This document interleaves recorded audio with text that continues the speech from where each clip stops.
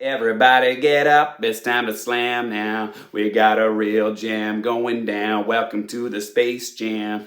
It's your chance, do your dance at the Space Jam. Alright, alright. Sounded a little bit like Matthew McConaughey there, didn't I? Alright, alright, alright. As a 30-year-old millennial who very much has a soft spot for the first Space Jam movie, I was one of the few people who was genuinely stoked to see a Space Jam sequel 25 years later.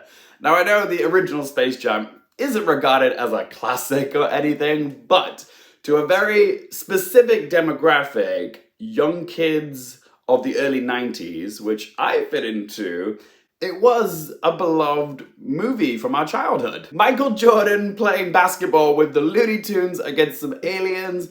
Yeah, whoever managed to get the movie greenlit must have sold their soul to the devil or something.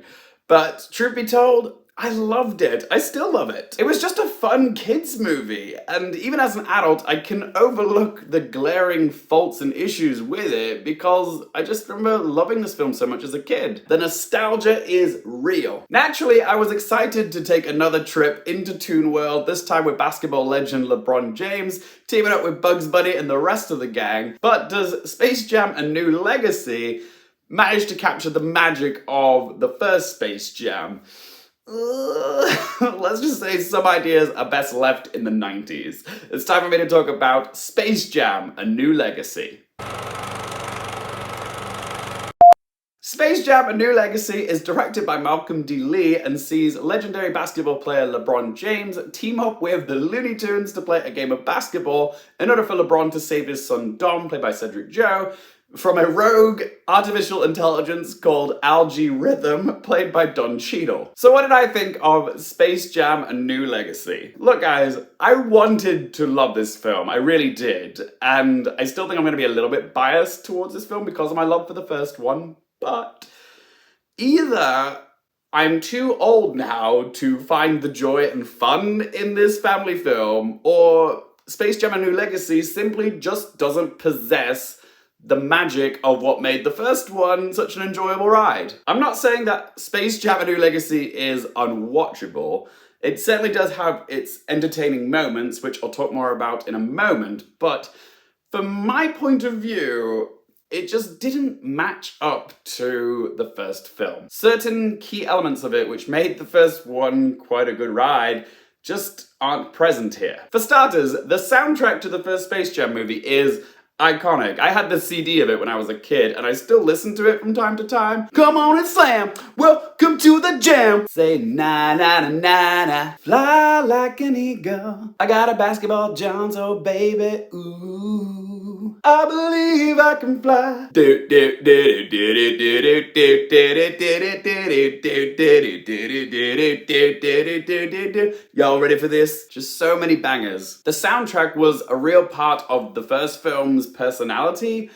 With New Legacy, I can't say the same thing. This might be the old man in me talking, but the soundtrack to New Legacy just didn't resonate with me. It was just background noise. Ah yes, back in my day, the Space Jam soundtrack was better. The music actually gave the film some flavor. The music today, I don't understand it. Lord help me. Maybe I just need a few more listens before I can enjoy it, but on a first viewing, wasn't crazy about it. The voice work of the Looney Tunes was good for the most, but I did think picking Zendaya to voice Lola Bunny was a bit of an odd choice because she just didn't bring a whole lot of personality to the role. Not like Kath Soucie did for the first Space Jam movie. Zendaya just felt a little flat as Lola Bunny. LeBron James's acting leaves a lot to be desired, and I'm not saying that Michael Jordan's turn in the first film was awards-worthy or anything, but with LeBron James, you're very aware that you're watching a performance. You can tell that he's trying, like this is not his skill set, he's not familiar with acting. And there's even this scene early in the film where it's like a pitch meeting where LeBron actually says, athletes doing acting never goes well. And this line could have been very funny if LeBron James could have nuanced some irony into the delivery of the line. God, I can't even deliver the freaking line myself. The delivery of the line. But yeah, his acting is stiff. But also, when you compare the two films, the first Space Jam was a lean hour and a half, whereas A New Legacy, which has pretty much the same plot, but yet there's an extra half an hour of film here. It really does feel like it overstays its welcome. But what is good about this film? Well, the visual effects are quite fun. We've come a long way in 25 years, so this movie's definitely had an upgrade in its visual effects. Don Cheadle is certainly having a blast in this film as this shiny serververse villain Algae Rhythm. Yeah, he's just giving it his all. He's having a blast. He's getting paid. And like I said previously, it does have its entertaining moments, like the sequence where Bugs Bunny and LeBron James have to recruit all the other Looney Tunes for the basketball game. That was by far my favourite scene of the whole film. I won't go into specifics because I don't want to spoil it for you, but it involves jumping from different Warner Brothers properties, and it's genuinely hysterical how they incorporate the Looney Tunes into each one of these worlds. I won't say any more, but it really was a standout sequence for me. So it's time to ask those 3 questions. Firstly, would I watch this again? Nah, I might watch a couple of the scenes on YouTube at some point, but I don't think I'd ever feel the need to rewatch the whole film. Sorry. Question 2, do I recommend it for you guys? Ooh. If you're like me and you're part of that millennial demographic who grew up with the first film, I'm gonna say this film doesn't match the first Space Jam movie. It's just not as good. So if you do want to go see it, just go in with low expectations, I'd say. But I will say, it is a fun enough watch for families. Like, if you're just looking for a movie to take your kids to for the weekend, I'm sure kids will have a blast with this film. Parents probably not so much, but the kids should enjoy it, I'd say. Who knows, maybe the 5 to 10-year-olds of today might look back on this film when they're 30 and say this was a beloved film from their childhood. And third question, what score would I give it out of 10?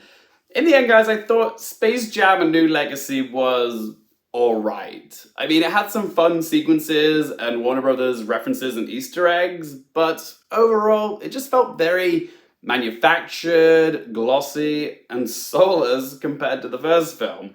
So I'm going to give Space Jam: A New Legacy a score of 3.5 out of 10. But as always, guys, it's just one bloke's opinion. I would love to hear your thoughts on Space Jam: A New Legacy. I'd also love to hear your thoughts on the first Space Jam movie. What do you have to say about both these films? Let me know in that comment section down below. If you've enjoyed the video, hit the like button. If you want more movie, TV, and Oscars content, don't forget to click subscribe. And if you want to follow me on any socials, all those links in the video description down below.